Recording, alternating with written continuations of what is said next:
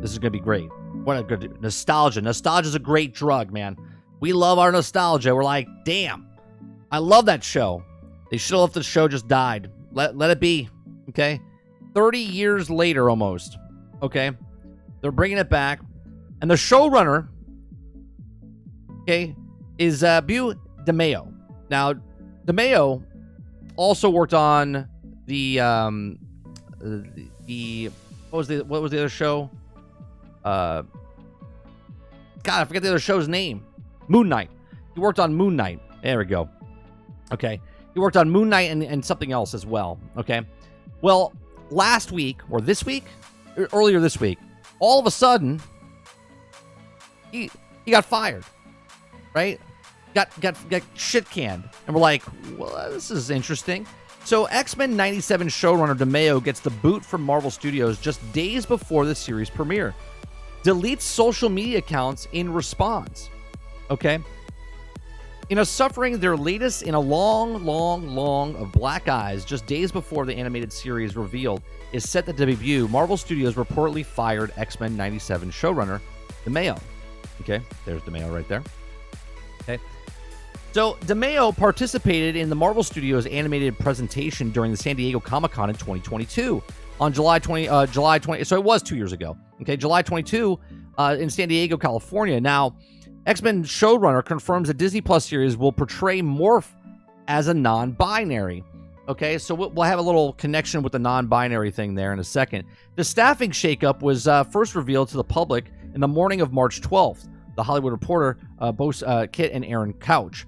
According to the pair, noted that Marvel Studios reported that DeMayo was suddenly let go by the House of Mouse sometime early last week.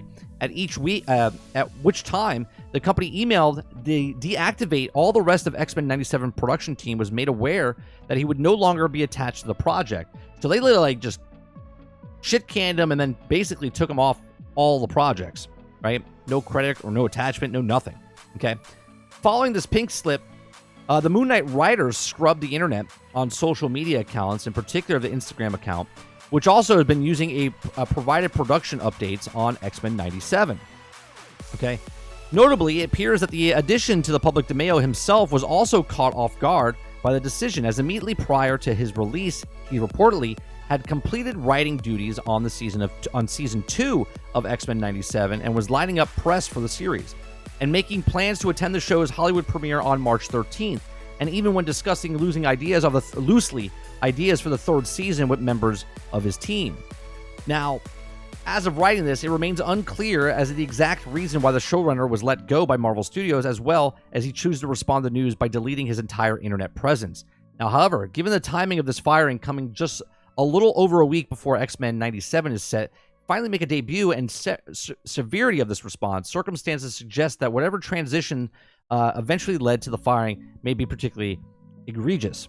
Okay. While the result of DeMayo work in the series' first season remains to be seen, according to the now former showrunner himself, it will supposedly focus on the idea that the X-Men as outsiders, and as it read in Marvel Studios, hope to perform informed by his own experience as a black gay man. Now, he says, quote, I think one of my favorite parts of this is we're truly interested in the experience as a black guy, or black gay man, as in how it's going to inform the story that we're telling.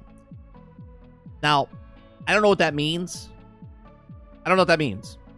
Because X-Men themselves are the most, diverse group of superheroes ever created, mutants ever created, right? I mean, that's really one of the reasons they were created, right? So it says it was also how we're going to make it authentic, whatever the hell that means, okay? He goes and continues and says, because really what you're talking about with X-Men is, I don't care what religion, your nationality, your sex, or your gender.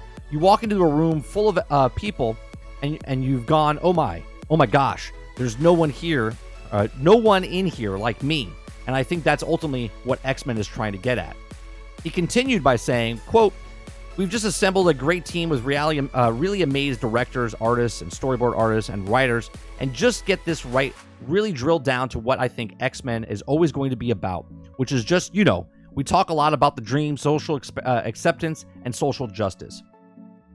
I think in just one sentence of a quote, I think he misses completely what X-Men's about. Like, as he's explaining what X-Men's about, okay? Again, if you have to come out and say that, well, the reason this is happening is, well, I mean, look, they say experience as a black gay man. What does that have to do with what your experience is bringing to the X-Men characters that have been around longer than you've been born, okay? And a show that was already created, okay?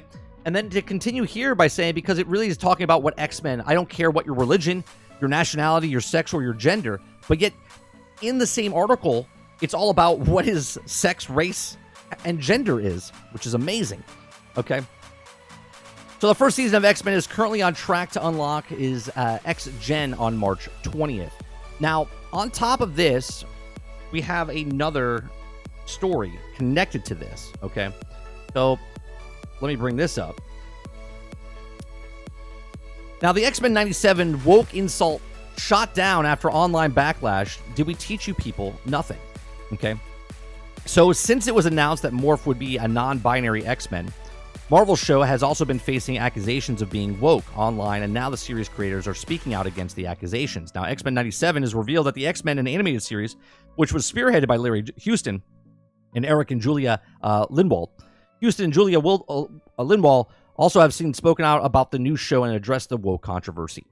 In the interview with Variety, both Houston and Julia also spoke out against the woke accusations about facing X-Men 97. Now, Houston comments and focuses largely on how a previous Morph as a character, stating that in terms of a show, in terms of equates to Morph's superpowers, okay? It says, quote, "For me, the word non-binary is the same as the word as a shapeshifter.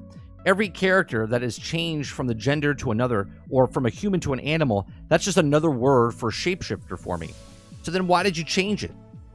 Why did we change it from shapeshifter to non-binary? I don't know."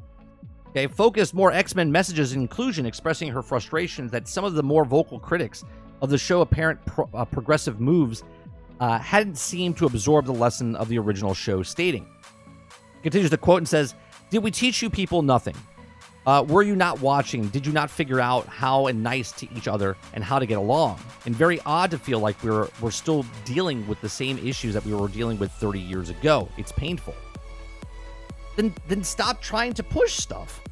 You see what I'm saying? We don't have problems what you want to put in the shows. We have problem what you want to put into shows that people already know and beloved with established franchises and characters. Okay? So Houston and Julia continue. We're not only ones to speak out in defense of Morph. First of all, Morph is not a real person, character in a show. So speaking out in defense for a drawing, and the message of the X-Men 97 is trying to send. Zane also plays Rogue in the series, also spoke out about the backlash of X-Men 97 facing over Morph's identity from some corners of Zane said. Now he says, quote, "The message needs to be spread throughout the world right now. I hope he can bring hope to people and children so they can look at the future and go, I have a place in the world. I belong. It's okay to be different." Nobody's trying to say that you're different is bad. Again, the X-Men is literally what it's about. A bunch of different people that have different powers, different races, different religions, different beliefs. They all came together under one roof, right? So similar, Julia and Zane supports X-Men's message in inclusion and also accepting people for their differences. X-Men stories have always been about combating prejudice and accepting others, so only makes sense the X-Men 97 would continue this message and include update elements. No, see, that's it. Updated elements that are relevant to modern discussions. And that is the problem, okay? That is the problem. If you want to take modern, relevant stuff and make new characters and try to tell the story with your new characters, people have an issue when you take with old characters, established characters. I don't know how many times I have to say this, okay? We have no problem with people's difference, okay? We have a problem when you change the people, the IP, the characters, the story, the lore to fit what you're trying to make or push or talk about. That is the problem that we have, okay? So the producer, Eric Lindwall, also talks about how Morph's history in X-Men is the animated series, again suggesting that the decision to make Morph non-binary was a natural choice thanks to their history. Well, he's a shapeshifter, so you could have just kept him as a shapeshifter. He attacks Wolverine and his close friends in the most dramatic way by turning into Jean Grey and then putting his hands into Wolverine's neck and learning for his kiss. This is what's as non-binary as you can get. The Morph turning into a woman and coming onto Wolverine to freak him out is always all there in Morph's character. Now it's becoming such a social thing that I think people are more sensitive to how it is used. And this is the only difference. We didn't see a problem in reading him and didn't feel it was any different. Okay. Now, clearly, Morph has always been a non-binary, and his comments suggested by Morph won't be any different than their portrayal of the original X-Men. Now, the animated series on the subject of modern readings being more sensitive and identified issues shouldn't be overlooked that the portraying the character tricking others into physical intimacy. It's also unacceptable portrayal of nobility. Okay, it claims that Morph is kissing Wolverine as a non-binary is also you can get. Does it show some misunderstandings of each of the term meanings? Okay. So the creative team is also clearly standing behind the decision to make Morph a non-binary, while it's also clear that may still some elements of non-binary identities. There's also been misunderstood in the comments. Okay, so you can see a lot of this stuff that's happening, but here's the kicker of all of this, right? So the director got fired, and now it's come out that he got fired because he has an OnlyFans account, which I think is actually pretty interesting. So let me bring this up. Okay, so the reason X-Men DeMayo was reportedly an absolute nightmare to deal with on a daily basis. Now, this is the first you're hearing about it, right? But his behavior on OnlyFans has described by Disney executives as creepy.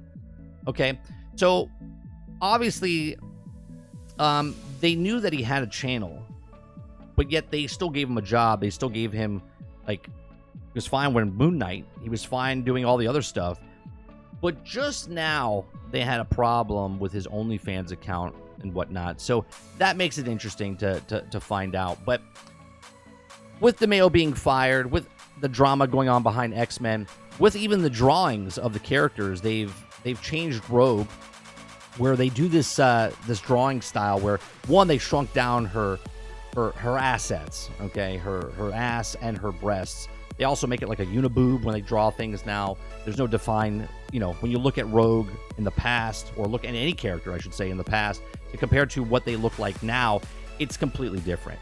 But, they even make more people look more masculine or less masculine or whatever you want. It's just like everyone's kind of just blurred the lines of what their identity is anymore. But they're not changing anything, but they're changing stuff. But they're not changing anything. But these are just my thoughts. Let me know yours in the comment section down below. What do you think of X-Men 97? Are you going to give it a shot? Are you going to watch the continuation? Because this is not a reboot. This is not a reboot. This is a continuation from the X-Men back in 97. Okay, I loved that as a kid. When I was in high school, okay, I watched it all the time. I loved it. And then when it got canceled, I was very sad. And I was happy now as a 45-year-old man to go, oh, cool, they're bringing back the show.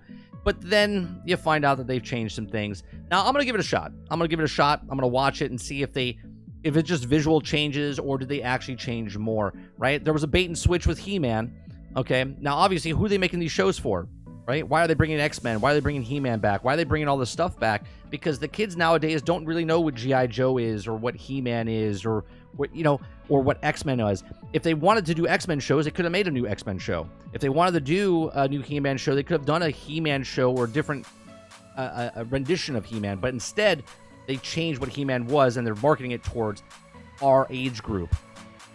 But these are just my thoughts, like I said. Let me know in the comment section down below. Please make sure you share, like, and subscribe, and I'll see you guys on the next one. Thanks for watching.